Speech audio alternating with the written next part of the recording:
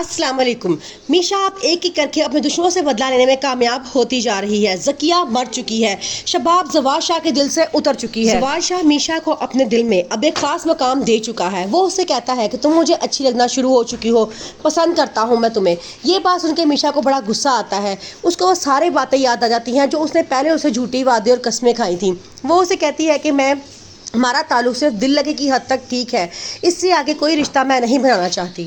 आमिर अब मीशा से बदला लेना चाहता है। इस मकसद के लिए वो उस पर हमला भी करता है ताकि मीशा को जान से मार दे, लेकिन वो नाकाम हो जाता है।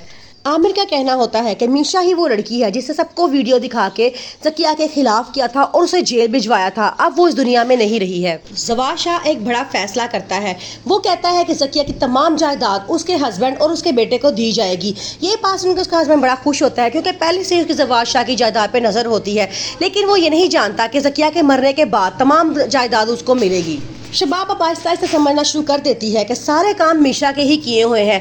वो देखना शुरू करती है कि मीशा जवाद शाह के करीब होने की बहुत कोशिश करती है।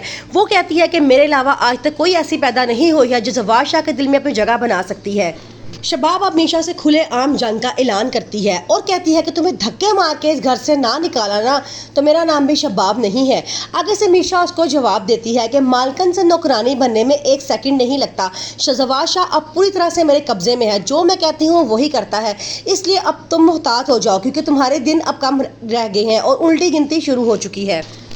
मीशा जानती है कि शबाब अब उसे इस घर में टिकने नहीं देगी, इसलिए वो कहती है कि अब जो भी मुझे कुछ करना होगा बहुत जल्दी करना होगा क्योंकि मेरे पास अब बहुत कम टाइम है। ऐसा ना हो जवाद शाह पे दोबारा शबाब का जादू चल जाए और वो मेरी कोई बात ना सुने। फिलहाल जवाद शाह मेरे काबू में है और मैं जिस तरह चाहती हूँ उसे वो काम करवा सकती हूँ। जवाद शाह कहता है कि मैंने शबाब से बड़ा कहा था कि वो मेरी बहन को माफ कर दे, शायद वो बच जाती, लेकिन इसने माफ नहीं किया।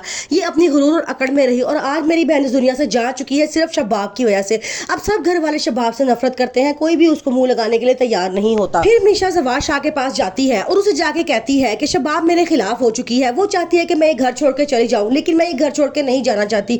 मुझे इस घर से एक खास उनसियत हो गई है। आपका बेटा मुझे बहुत अच्छा लगता है, मैं आपके साथ बाकी जिंदगी भी गुजारना चाहती हूँ। शबाब अब इस बात का फैसला करती है कि वो मीशा को इस घर से निकाल देगी। वो कहती है कि मेरे अलावा जवाद शाह के दिल पे कोई जादू नहीं चला सकता, इसलिए मैं सारे रास्ते बंद कर देना चाहती हूँ। इसलिए मैं चाहती हूँ कि मीशा इस घर से चली जाए, लेकिन मीशा कहती है कि मुझे इस घर से जवाद शाह के अलावा और कोई नहीं निकाल सकता।